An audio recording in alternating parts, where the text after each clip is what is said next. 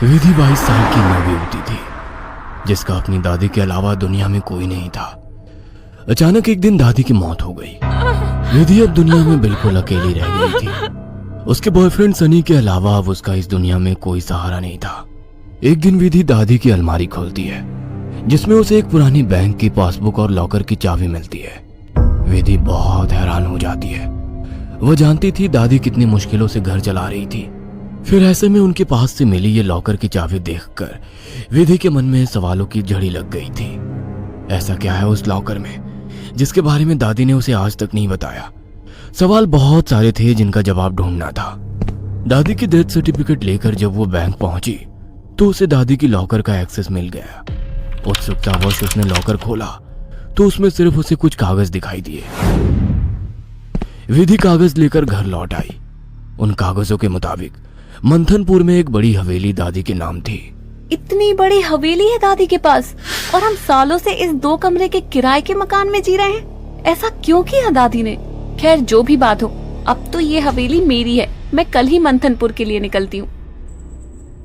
अगले ही दिन वो मंथनपुर के लिए निकल गई थी। बड़ी अजीबोगरीब सी जगह थी ये। मेन रोड से हवेली की तरफ जाने वाली सड़क बिल्कुल सुनसान थी। गाड़ी तो क्या, पैदल चलता हुआ भी कोई इंसान नहीं दिख रहा था। सड़क पर गहरा सन्नाटा पसरा हुआ था। सड़क के दोनों तरफ घने ऊंचे पेड़ लगे थे। इतने पेड़ पौधे होने पर भी वहां किसी भी पक्षी का कलरव नहीं था, कोई जानवर नहीं। धीरे धीरे अंधेरा हो रहा था। सड़क किनारे लगे घने पेड़ अब जंगल की तरह दिखाई पड़ रहे थे। सड़क पर फैली खामोशी अब विधि को डरा रही थी। कुछ ही देर में वो पैदल चलते हुए हवेली तक पहुंच गई थी। हवेली काफी पुरानी दिखाई पड़ रही थी। ऐसा लगता था कि सालों से वहां किसी ने पैर ही नहीं रखा। हवेली के 500 मीटर के दायरे में गिने चुने ही मकान थे और जो थे वो भी खाली पड़े हुए थे। विधि के मन में कुछ अजीब सी उथल पुथल मची हुई थी। मेन गेट खोलकर वो हवेली के अंदर पहुंच गई। अंदर का नजारा देखकर वो दंग रह गई थी। पूरी हवेली जगमगा रही थी। अंदर महंगे फर्नीचर और सजावटी सामान देखकर विधि का मुंह खुला का खुला रह गया था। अरे वाह, ये हवेली तो बहुत वेल मेंटेन्ड है। लगता है यहाँ जरूर कोई रहता है। हेलो, कोई है?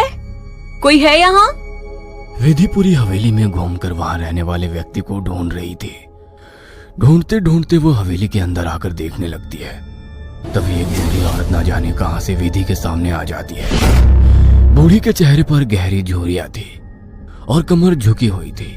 काला लबादा पहने, आधा मुंह पल्लू में छिपाए, वो औरत बेहद डरावनी लग रही थी। आउच! डरा दिया आपने। क्यों आई हो यहाँ? लौट जाओ।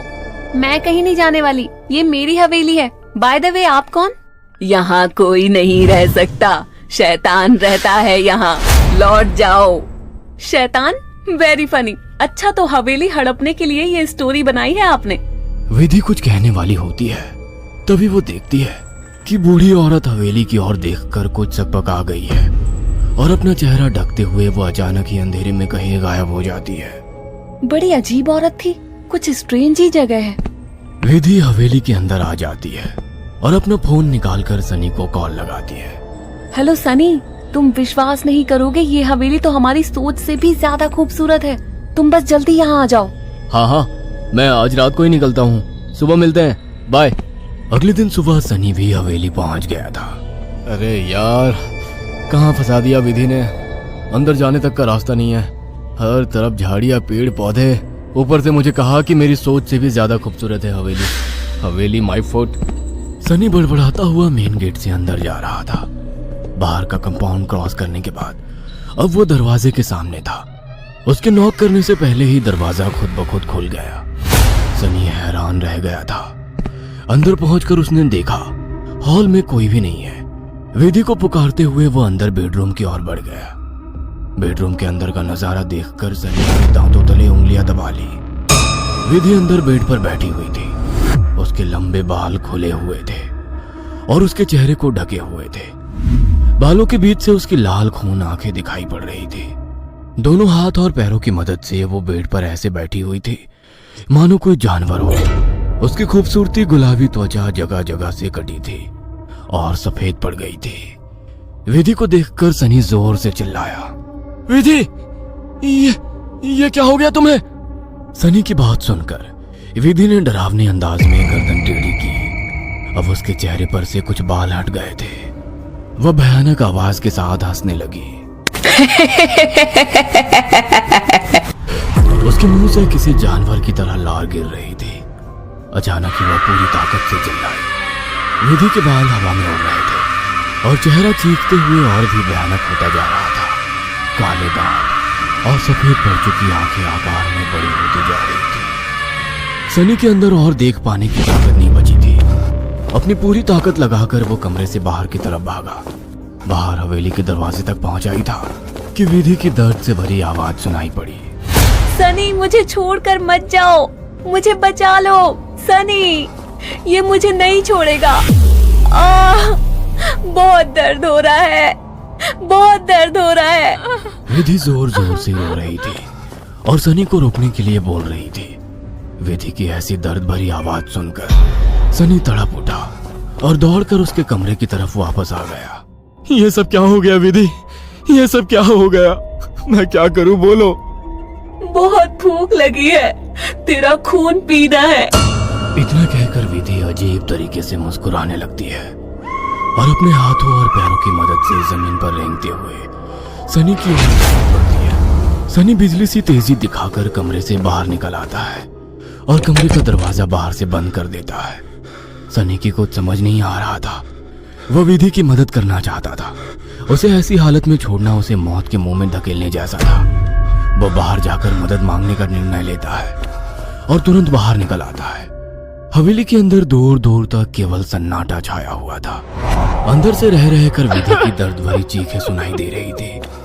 मदद की उम्मीद में सनी दौड़ते हुए आगे भागे जा रहा था। तभी उसकी नजर एक चर्च पर पड़ी। चर्च काफी जर्जर हालत में था।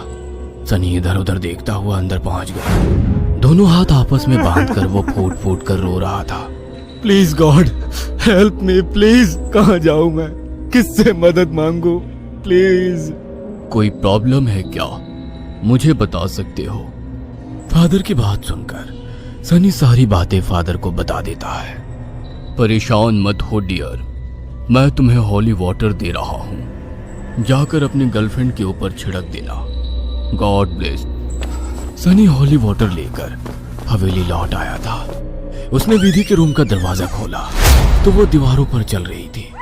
उसके मुंह से खून बह रहा था और वो जोर जोर से हंस रही थी। दरवाजा खुला देख उसने टेढ़ी सी नजर से सनी को देखा और दीवार से नीचे कूदकर उसकी ओर बढ़ने लगी। सही समय पर सनी ने हॉली के ऊपर छिड़क दिया। एक जोरदार चीख के साथ दूर जा गिरी और एक काला सा साया कमरे से बाहर की तरफ जाता हुआ दिखाई दिया। विधि, वो चला गया। तुम ठीक हो? हाँ, वो चला गया, लेकिन अब वो अकेला नहीं आएगा। वो बुढ़िया सही कहती थी, ये घर नहीं शैतान का बसेरा है। यहाँ एक नहीं 5 शैतानी ताकत है। जल्दी चलो विधि, हम यहाँ से दूर निकल जाएंगे।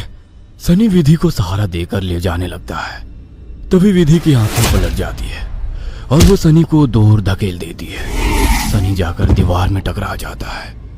तभी फादर वहां आ जाते हैं।